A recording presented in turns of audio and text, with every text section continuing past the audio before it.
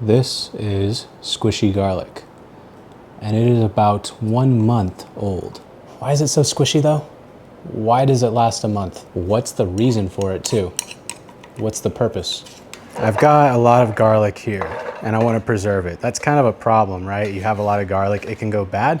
This is a great way to make it last up to, I'd say even a month. I've seen this go for over a month in the old restaurants that I worked at.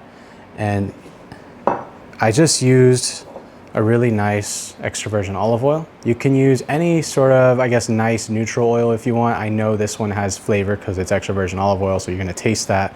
But any sort of neutral oil would be good. I'm using this as well because I'm using olive oil as well because it has, well, extra virgin olive oil has a smoke point of about, I'd say between 375 and 400 degrees Fahrenheit. And I'm gonna cook these, bake these, and I'm gonna bake these at about 350 degrees Fahrenheit. So that's why it's a good smoke point. I'm just putting foil on top. You can also line it with parchment. This is just like a metal hotel pan. This is what's called a 6-pan, a little square guy. This is going in the oven at 350 for about 30 to 45 minutes. And the reason why you have to make this is not only to save the garlic, right? Because it's a lot if you do have a lot, but also it makes a really good condiment. You can puree this garlic into pretty much fucking anything. I've used it for hummus. I've pureed it into gnocchis, like a pasta.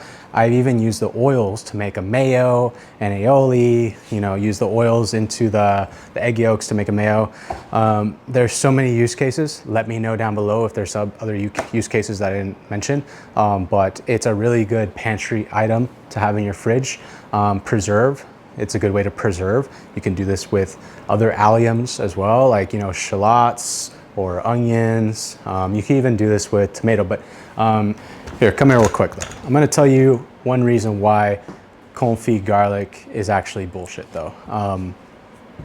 This is just one of those like fucking like nerd things where it's like actually blah, blah, blah. So it doesn't really matter, but confit means to cook in its own fat, and garlic doesn't have fat. Or maybe does it? Let me know if I'm wrong. Scientists out there, can you press garlic and get oils out of it? I don't know. I've never seen a garlic oil. Anyways, it means to cook it in its own fat. If you don't have a garlic oil, which I don't think exists, you can't cook it in its own fat. Therefore, it's not a confit. Just like tomato confit, which is a big one. Tomato confit does not exist because there's no such thing as a tomato fat. You could definitely do duck confit, cook the duck in its own fat. But either way, the method has become very popular and known as garlic confit.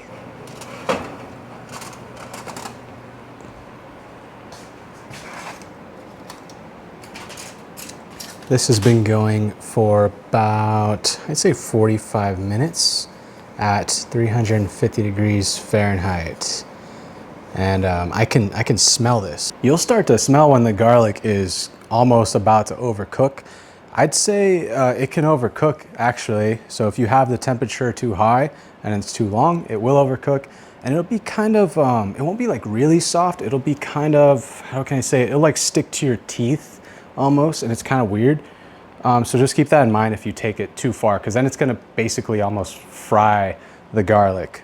This gets stored in the fridge, kept in the oil for about 2 weeks. That would be the maximum that I can actually recommend you. I've seen it go for months in a restaurant, but hold it in your fridge, sterile container. You can even transfer it to a jar, cover it up, and it's gonna last. Let's take you guys out of the fridge. So there you have it, garlic confit. I really hope you learned something today. It's a very simple process, and I'll have all the stuff listed in the description in case you want exact instructions.